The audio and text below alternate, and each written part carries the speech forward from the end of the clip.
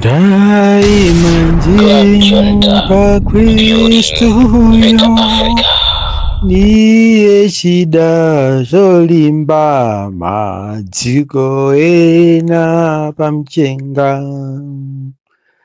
Tikulandireni Amalawi omvera kwina kulikonse kumene muli lero pa 21 December 2025 tsiku nkumati Sunday. Pa chisande pamenepo tsiku loyamba la Sabata, the first day of the week. Mulungu atapuma tsiku la dzulo, lero dayambanso kudzitolera nkuyambanso kupitiriza ntchito zimene ankapanga. Kotero kuti lero ndi tsiku loyamba, mawa ndi tsiku lachiwiri, kumapita uko mpaka na Saturday kuna kuti loweruka tsiku lachisanu ndi chiwiri la Sabata lopatulika. Ndikudziwa kuti ambiri nthawi zino mwadzudzimuka mwagalamuka, koma mwina simunadzuke pagona. Tangomuyamikani amene wakumwambali. Wachitatu zodabwitsa zazikulu za mphamvu pamaso panu, inu ndinu mboni. Munagona mkati mwa usiku, simumadziwa zoti muli kuti, koma tunani mwadzukanso ndi moyo. Chongodzuka ndi moyo chikukwanira chifukwa chomuyamikira Mlengi wanu wakumwamba, Yehova wamakamu. Inenso ndimamva kukoma kwambiri ndikamamuyamika Yehova ameneyi, chifukwa mkati mwanga ndimasowa mtendere ndi kudzifunsa kodi pakanapanda Yehova ndikadatani. Mmene anayankhulira Davide mu buku la Masalimo 27, mukamatsika nayo nkhani chakumapeto mukamva ndikadatani, pakanapanda Yehova ndikadatani. Koma Davide anali mamuna amene amadziwa kuima pamaso pa Mulungu, mphangala yeniyeni. Akati asiyankhulire pamaso pa Mulungu, ndine nyenyeswa ine, Yehova ndine ndani pamaso panu ine, nyenyeswa ngati ine. Davide sanali munthu wambatu, anali president. Mwina ambiri mukamamba kuti mfumu Davide, sinali mfumu ngati timafumu tina tamusimusi ngati tiye. Ayi, David was a president. King Solomon was a president. Mene alili azitsogolera amaiko mene timadziwira ngati a president athu. Nchimozimozi amene analili David. Koma amati akabwera pamaso pa Mulungu, Davide akati azigonjetse pamaso pa Mulungu, agonje azikhuthule, kunalibenso. Ndikanakonda miyoyo ya masiku ano yodzikundikirayi, yodzikondayi, yodzimvayi, yosalingalira bwino kodi ndine ndani, kodi Mulungu pondilenga landilengali ndidzitani, mangokhala ndi chilalato pa dziko lapansi osazikhuthula pamaso pa Mulungu. Tikadayamba kuzikhuthula pamene tikutsendera ku masiku a Christmas, kuti anthu dziko lapansi abwere muchimwemwe cha birthday ya Yesu Kristu. Wina aliyense akadazikhuthula, wina aliyense akadayina atasinthika mu maganizidwe ake, mmoyo mwake, mayankhulidwe ake, machitidwe ake. Ndi pempho langa tsopano Malawi kuti titatha kumvetsera zakuthupi, titatha kumvetsera minyozo, titatha kumvetsera mitukwano, titatha kumvetsera zolaula, tiyeni tikhale pansi timvetsere kumwamba kuti yankhula chani. Kodi Mulungu amafuna chani pamene tikukhala pa dziko lapansi? Kodi khumbo lathu ndi kumvetsera zolaula, zitukwano, minyozo, kapena ena aziphedwa, azikhapidwa, kapena ena azilalatilidwa, azizunzika, ife tilipo? Ayi, pakanapanda Yehova tikadatani. Tidzidzifunsa tokha tikamakhala tikadatani. Limbikani mwa Yehova Mulungu wanu, muzakhazikika.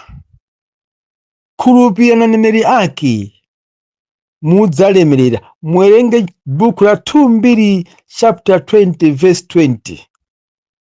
Mawu amene muwapeza pamene Jehoshaphat anadzuka mmamawa kupita ku chipululu cha Tekoya.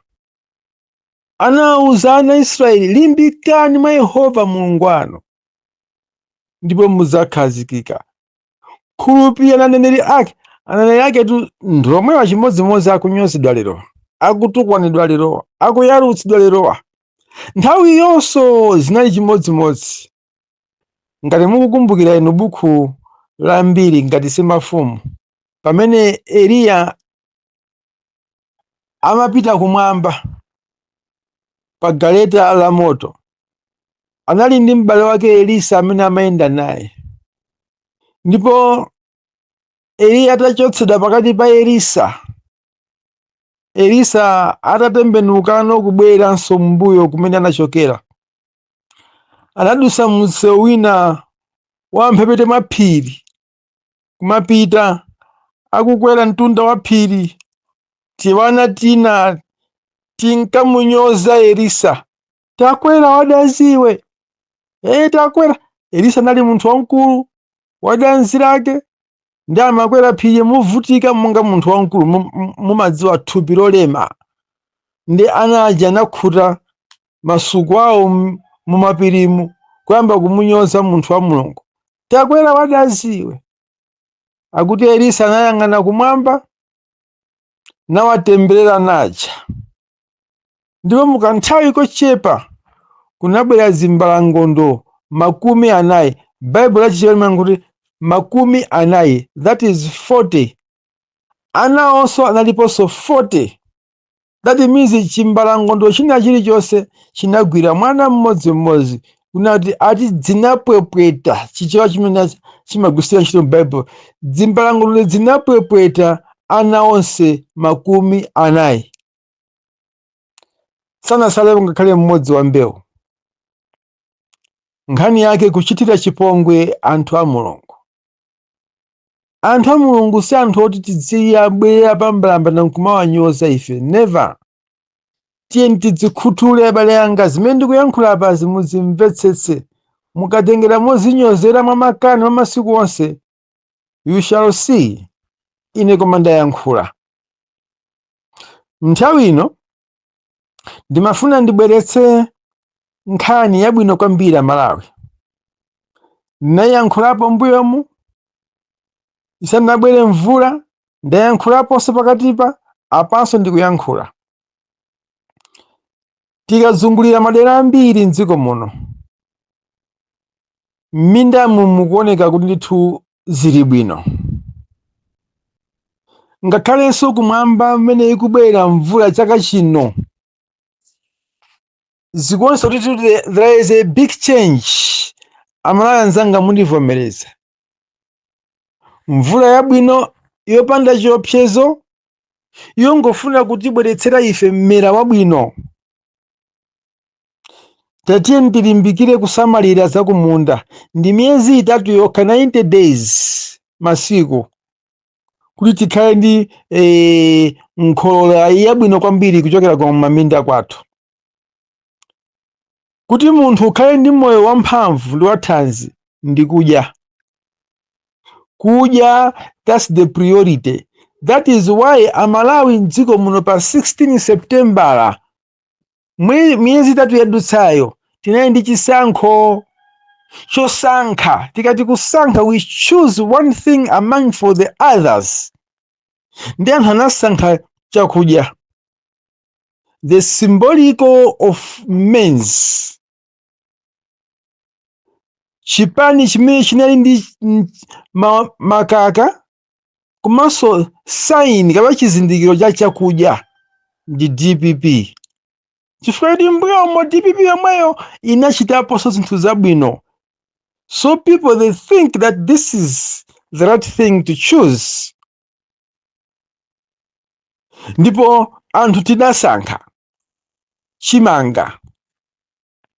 Chimanga chijesu tinangosankha ati the same spot nkuyamba kupezeka. Ayi, tikuyenera tigwire ntchito, timpemphe Mulungu atipatse mvula yabwino, ativumbitsire mmera, mmera mwathumu mwene tipindula.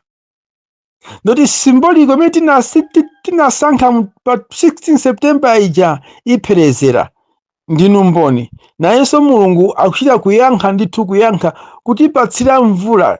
If you remember time back, tinali ndi mvula yomvetsa chisoni kwambiri zaka ziwiri zadutsa mbuyozi.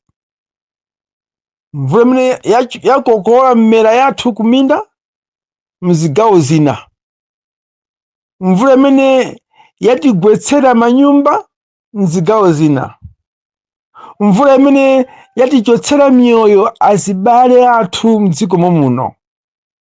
Ena nyumba yonse kuchita kutsekeratu yonse, kutengeratu agogo, amayi, ana, abambo, onse, gavanali adzukulu, antchito, ziweto, kuchotseratu kutseka nyumbayo. Zachitika zimenezo mdziko muno tikuziona. Tinalira mayi wawaye, zinatha, zinapita, madzi akatayika saoleka. Koma tiyeni otsalafe maso athu akhale tikuona patsogolo. Chidzachitike mawa ndi chani. This time around Mulungu watibweresera mvula ya mmera, osati yowononga, yokokola mmera, kapena yopha abale athu. Koma kuti tikapindule, tikapukutirepo misozi ya last year. Mulungutu si James. Amapanga zinthu mosempha ndi mmene ife timaganizira, timalingalirira. Bible limanena kuti nzeru za Mulungu zili chimodzimodzi mmene kulili kumwamba ndi dziko lapansi utali wake. Pamene nzeru za munthu amaganiza mofupika kwambiri ngati mmene lili tsitsi lathu la munthu. So chimene ife taganiza ndicho chifupi kwambiri chosiyana chimene Mulungu amaganiza. Nthawi zonse tizimusiyira Mulungu mapulani athu. Tizinena kuti ngati nkutheka, ngati nkotheka ndi Ambuye ndimafuna nditafikira pakuti. Kapena ngati nkotheka ndi Ambuye mawa katizunsanso tikumana. Kapena ngati nkotheka ndi Ambuye chaka cha mawa ngati ndifikeko ndimafuna nditapanga chako. Tizisogoza Mulungu pa china chilichonse. Chiyambi cha nzeru ndiko kuopa Yehova. The beginning of wisdom is to fear God. That's what the English says. The beginning of wisdom is to fear God. Abale anzanga, amalawi anzanga, vieni yanga ya lero isiyana ndi mavieni na onse. Chifukwa tikutsendera ku nyengo ya Christmas. Komanso tikutsendera kutha kwa chaka cha 2025. Ndeti lingalire. Kodi ndi angati amene adutsa mchaka chimene cha 2025 chikuthachi, amene atisiya pa dziko pano ndi angati? Otchuka angati? Odziwika angati? Anthu wamba ngati ife pano ndi angati? Miyanda. Kodi ife tinabisala bati? Palibe. Kodi ife tinayenda motani? Mmene zonayendera anzathu aja ifenso tayenda momwemo, koma ife tadutsamo tapulumuka. Timuyamike Mulungu. Timthokoze Mulungu kwakukulu kwambiri nthawi zonse, tikamagona, tikamakhala, tikamayenda, tikamadya, tikamayankhula, tikamagwira ntchito zathu. Tizilingalira zaukulu ndi mphamvu ndi kuopsa kwa Yehova Mulungu wathu. Lero ndikufuna ndikadalise mtsogoleri wa dziko lino Profesa Arthur Peter Mutharika kuti Mulungu ampase zaka zochuluka, moyo wa thanzi ndi wamphamvu. Chandisangalatsa kwambiri dzana atangofika mu mzinda wa Lilongwe, pa gate ya State House atapeza anthu, anayimitsa convoy ndi kutsika popanda microphone oyankhulirapo kapena kuti chinkudza mawu, anayankhula yekha. Ma supporters anga nonse ndakunyadirani, mumve kukoma, Ambuye akudalitse. Munthu kudzichepesa amachita kugwira manja awiriwa kupepesa kuthokoza kwa Mulungu kuti munandisapota kundivotera pa 16 September talowaso mboma. Ambuye akudalitse. Mtsogoleri azikhala okumbukira Mulungu nthawi zonse. I'm so proud to him. I'm very proud with APM. Zimene ndikuyankha mazikuyankha choka pansi pa mtima wanga, pansi pa maganizo anga, pansi pa mulingiro wanga, pansi pa maganizo anthu ena akufuna kwabwino. Kuti Profesa Arthur Peter Mutharika ndi mtsogoleri wa dziko. Tiye tizimpempherera, tizimfunira zabwino, komanso amene mumamuteteza ku nyumba yachifumu, asilikali amene mumayenda naye pena paliponse kumuteteza, Mulunguso azikutetezani nonse, azikusamalirani nonse. Kumene muliko mumve ndithu kuti Mulungu azikhala nanu. Ntchito imene mumayigwira inuyo ndi ya riski. Ndinaona mmene mumayimira pa chigalimoto all the way from Blantyre kuyima panja pa galimoto kumathamanga. Mulungu kukutetezani, muzimthokoza Mulungu kwambiri. Zimene ndikuyankhula basi muzigwiritse ntchito inuyo asilikali achitetezo. Sizinayambe ndinu, tikamawerenga Baibulo timamva kuti mpando wachifumu wa Yehova kumwamba umazingidwa ndi angelo nawo maulambira usiku ndi usana kuti woyera, woyera, woyera ndi Yehova makamu, ndipo dziko lonse lazala ndi ulemerero wake. Baibulo limatero. Inunso n'chimodzimodzi mukuteteza mfumu ya dziko. Kotero Mulungu azikusamalirani, azikutetezerani. Ntchito imene mumagwira inuyo ndi ya riski, koma Mulungu amakhala nanu. Mumayenda mtunda utali muli panja pa mphepo. Yehova Mulungu akusamalireni, akutsogolereni, akusungeni, ateteze manja anu kwina kulikonse kumene ali, azibale anu. Tizipempherana wina ndi mnzake, osafunana zoyipa. Never. Si nthawi inoyi tiye tilingalire kuti ino ni nthawi yofunira zoyipa. Ino ni nthawi tizitukwanizana, tiziyalutsana, tizinyozana. Ayi, kwete, kwete.